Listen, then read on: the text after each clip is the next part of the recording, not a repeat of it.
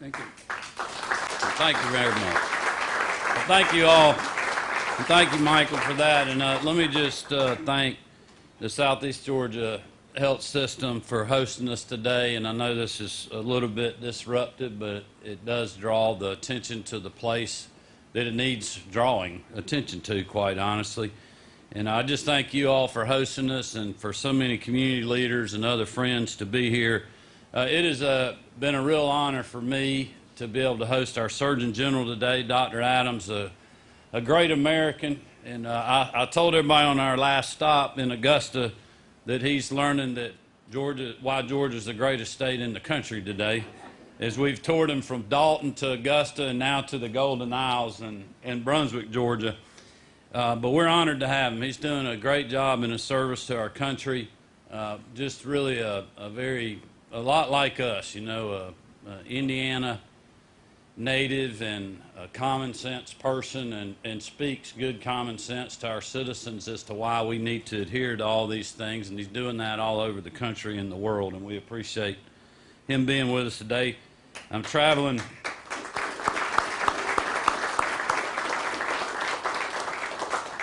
I got my sidekick with me, Dr. Toomey, today, as usual, and I certainly appreciate Dr. Davis and all that our folks from public health are doing all over our state. And we really appreciate the leadership of those here at the hospital with the COO, Christy Jordan, Chairman Turner, Dr. Moser, who I've had some great conversations with. Really glad to have Buddy Carter home in a lot of ways, and we appreciate Congressman Carter's strong support at the federal level. There's no doubt, I think just about every time I hit the Golden Isles, he's there with me. And if he's not, it's because he's got some important duties going on in Washington. So, Congressman, thank you for being here today. We got our members of the local legislative delegation and some that are not, with Representative Stephen Saines, Representative Jeff Jones, our sheriff. I know I saw Neil jump here. Also, one of my local representatives, Marcus Wiedauer, is here as well. He's on the island. And Representative, thank you for showing your support today. I know Commissioner O'Quinn, well, there's Senator Ligon just came up, and I think I saw David O'Quinn come in. David, thank you for being here, and I specifically wanted to thank the mayor for being here. We have had a great partnership over the last several months, dealing with a lot of tough issues down here in regards to the Ahmaud Arbery situation.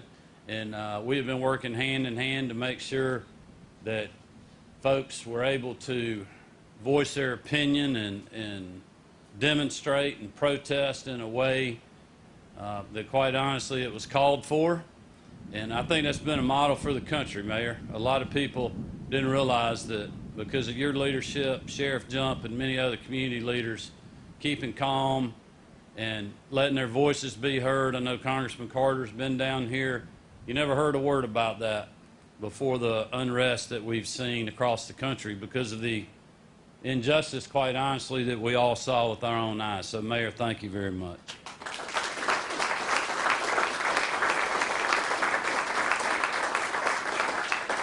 You know, we are in challenging times in our state and in our country. But that being said, there are some people that we need to thank that have been on the front lines of this COVID-19 fight for a long time. And that's all the doctors, nurses, their support staff. We cannot say thank you enough. You are our, lumped in with our heroes now.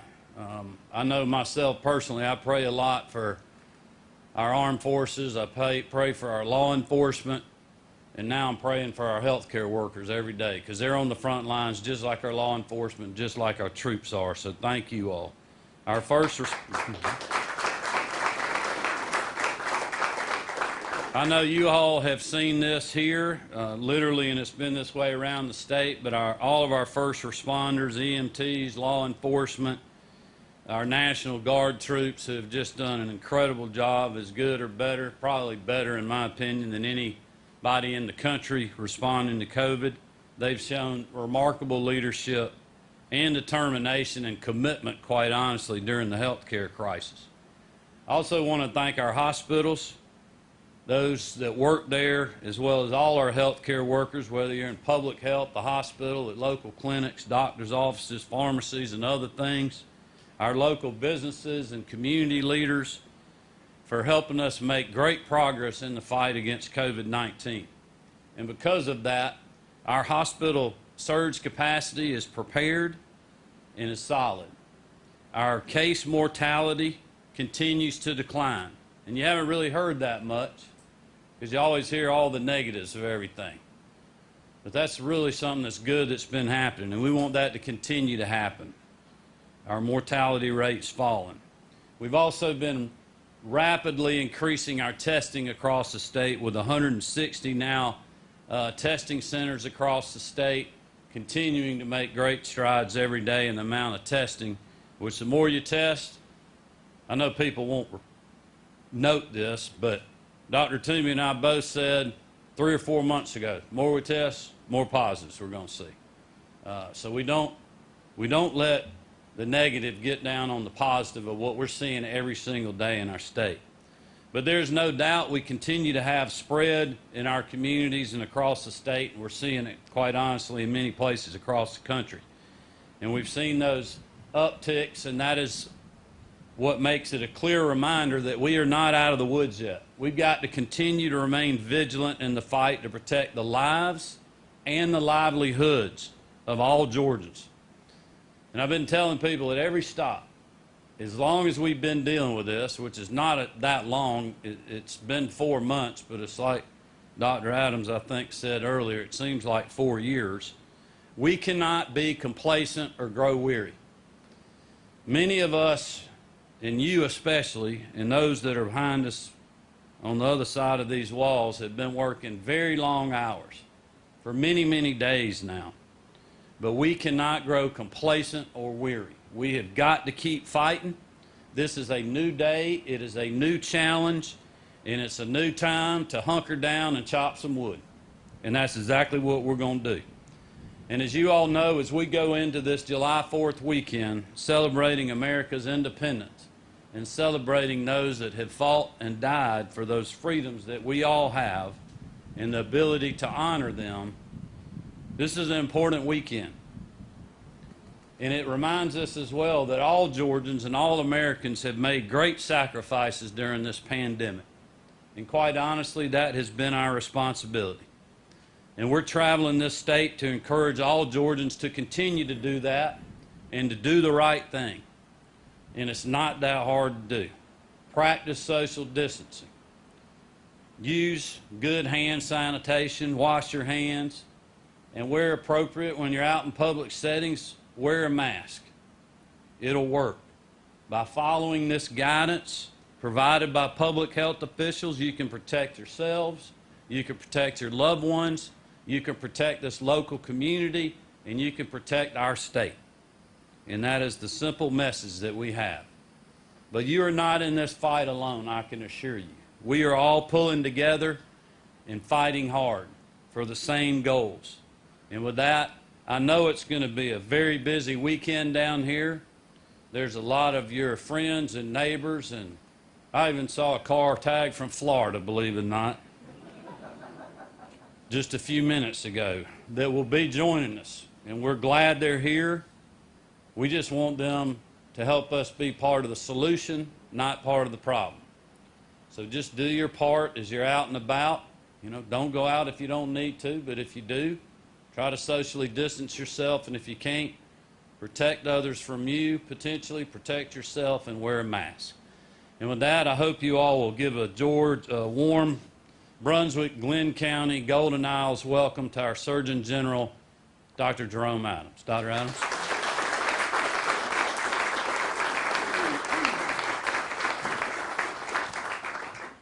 Well, good afternoon, everyone. I know you're tired. I know it's hot. Good afternoon, Georgia. Good afternoon. All right. Where are my medical students at? Come on up here. Stand behind me. So, in case you all didn't know, July is when the medical students start their new rotations and usually start up again. And so it's an exciting time of year for someone who's spent the last decade teaching medical students. All right, we got to social distance, though. You got to back up a little bit. The TV cameras can still see you. All right. Good to have you here. You know what? I got some hand sanitizer here. Let's give the TV camera something to look at. Let's show people how to properly hand sanitize.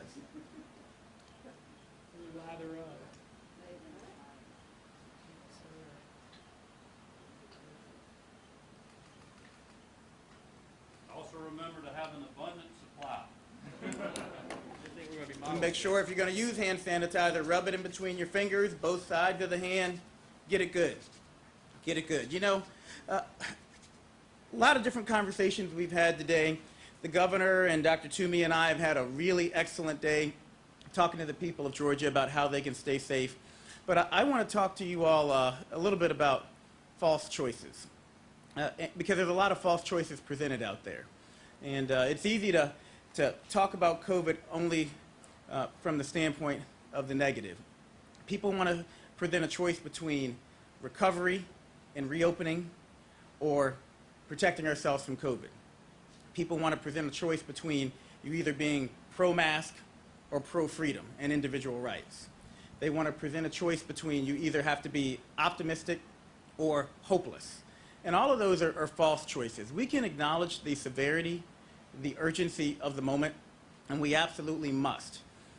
130,000 people who've lost their lives to COVID. Make no mistake about it, this is a somber situation.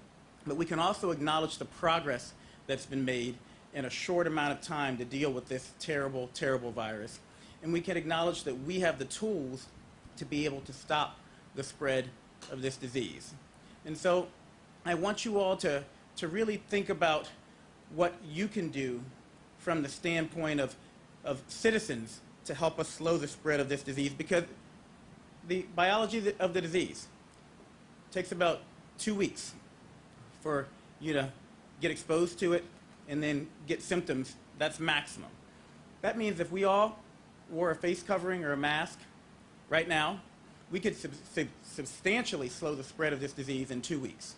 As bad as things look, 2 weeks from now, it could be very different if we and everyone around us took those simple steps.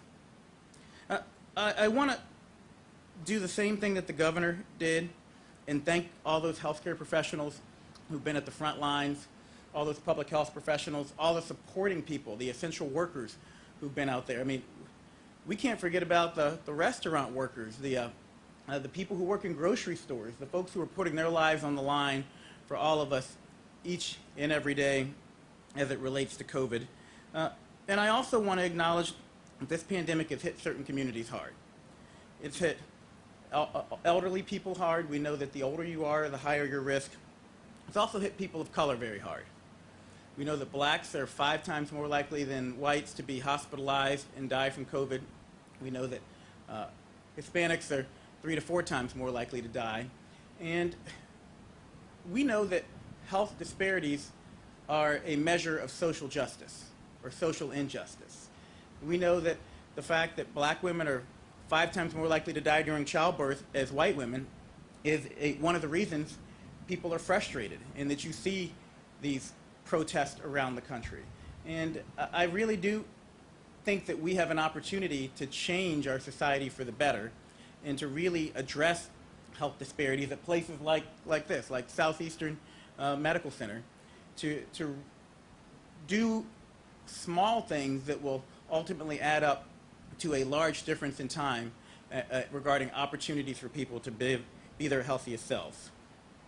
I want you to know that I put out a Surgeon General's prescription several months ago on how to respond to COVID, and it's even more relevant now as we continue to reopen. 3 simple steps. Number 1, know your risk. Know whether or not you are at high risk or low risk for COVID-19.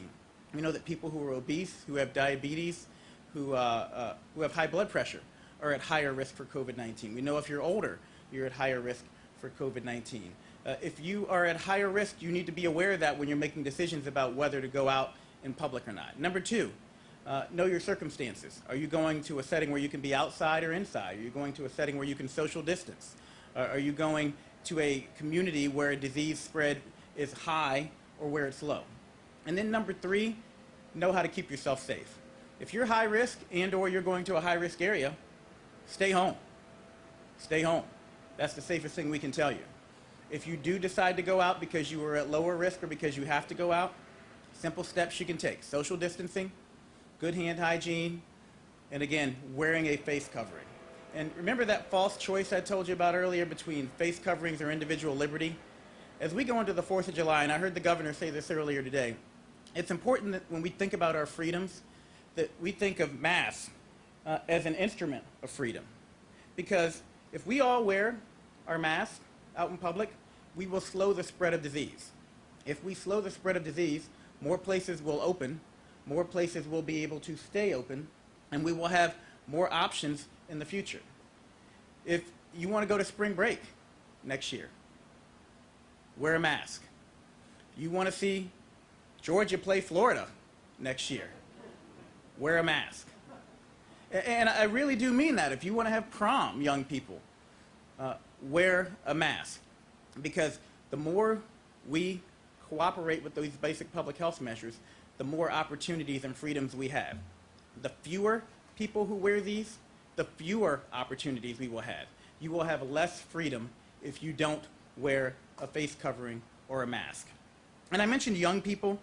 We know that in many communities, the average age of people getting COVID-19 has fallen by up to 20 years. The governor told me just yesterday he was in a community where 53% of the new cases are in people who are 18 to 35 years of age. So we need to figure out how we reach those individuals. We need to help them understand that it's not just about their risk. They could take the disease home to their mother or to their grandmother or to someone who they don't even know who may be getting treatment at the cancer center right here and put them at risk. But we also want them to know that they will be able to go to the beach. They'll be able to go out to homecoming. They'll be able to go out with their friends sooner and for longer if they wear a face covering and practice social distancing. But if not, you all saw what happened in LA County yesterday. They opened the restaurants. They closed the restaurants. You don't want to put the governor in a position where he has to close things down. And that doesn't have to be our reality. But we control that. We control that. The governor doesn't control that. I don't control that from Washington, D.C. Each and every single one of us controls whether or not those restaurants, those beaches, those churches, those schools open by whether or not we choose to practice the basic public health precautions that we know will be effective. So I want to close with a couple of quick points. Critically important that as we go into this 4th of July weekend, we take extra precautions when we're thinking about going to fireworks displays, going over to families' houses for picnics, going to the beach, that we social distance and we wear a face covering if we go out, but that we always remember the Surgeon General's prescription, because I don't want any of you to put yourselves or your loved ones at risk. Next week, things to think about. If you have been in a situation where you might have been exposed, you need to get tested. And Dr. Toomey is going to talk to you in just a bit about contact tracing. You need to be receptive to contact tracing so that we can quickly figure out who's been exposed and prevent further spread of the disease. And as we go into the fall, it's critically important that every single one of you get your flu shot. I'm not going to ask you to raise your hand if you got your flu shot last year. I'm not going to embarrass anybody. But the average rate for adults getting their flu shot is less than 50%. So everyone's talking on the news about the vaccine for COVID and how quickly we're going to get it. And is it going to be here by December? Is it going to be here by January? You know what? It doesn't matter when it gets here if half the people in your community don't get vaccinated by it. You're still not going to have that herd immunity that we need. So we need people to understand vaccines are safe and effective.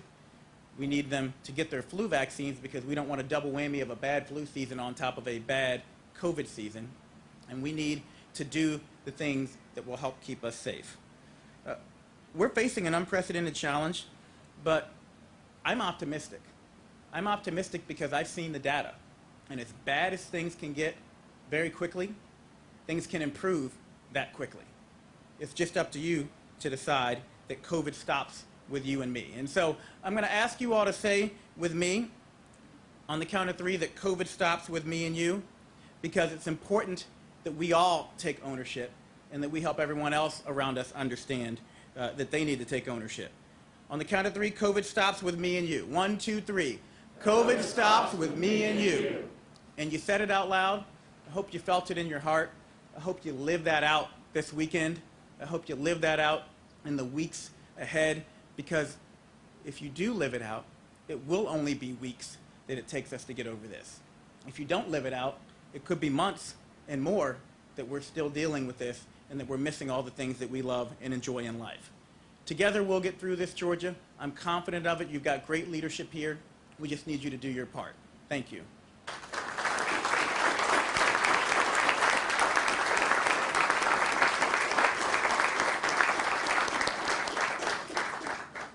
No, thank you so much. I'll talk very quickly, I promise. But I, first of all, want to thank the governor so much for his leadership and inviting me on this tour with him, because he is sharing a message that's so important to hear for us at this time, while so many people in the medical care system, in the public health world, have been working so hard. These aren't months or just long years. These are dog years. That's what it feels like to me. I've been working on this almost nonstop since mid-January. And it's really an unprecedented situation. And yet we're trying to change the way people think about prevention and in what they do and how they do it, literally overnight. And some of you are as youthful as I am. You may remember that we used to smoke on airplanes. Yes, you remember that? We did. I mean, not me, of course, but many in my family, I'll say that. And there was a time when we didn't have seatbelts either. And yet now, we just do this by second nature. But wearing a mask has become such an issue that sometimes, at least in our world in Metro Atlanta, people wearing a mask are actually ridiculed, harassed by others in the store. And in fact, it should be the other way around. We should be modeling that this is absolutely the coolest thing you can do, because we're joining together with our community to stop the spread of COVID so that we can enjoy life in Georgia. And there's so many opportunities coming up that we don't want to miss because we haven't taken advantage of these prevention interventions that are so simple if we all do them, if we all follow this guidance. And so again, I'm grateful for the governor's leadership in this area, because this is something that we can all do and stop the spread in Georgia. There's one more thing I'm going to ask you to do, and Dr. Davis and his team in the Coastal Health District have been working very diligently on something called contact tracing. It's something we've done in public health for many years. But it's particularly important with this, which is a respiratory virus which spreads so easily in the community from person to person. And we know that wearing a mask and social distancing can stop the spread. But if you do become infected, if we can find the people that you've been living with, exposed to closely, we can identify them quickly, help them be isolated or quarantined within the community, get them tested quickly, and then literally stop the chain of transmission so we don't have new cases. And perhaps not surprisingly, we haven't had the full cooperation throughout the state of people wanting to take that call. And so I just want you to remember and to share with everybody, all your friends and relatives, your neighbors, those in your community, take that call when you get that call. I for one, want to, not only is this personal to me, I want this virus to end. I want schools to be open again. I really want our kids to go back to school. And we have to do this so it's safe for them to go back to school. And so please, wear a mask, social distance, use hand sanitizer. I've seen Dr. Adams do this so many times now. I realized I wasn't doing it right. I'm doing it better after today. But also help us with the contact tracing. Together, we can stop this virus. As I said earlier, the future is ours to prevent. And if we work together, we can make that happen. So thank you so much for being here today. Thank you for your warm welcome. And most of all, thanks for all that you have done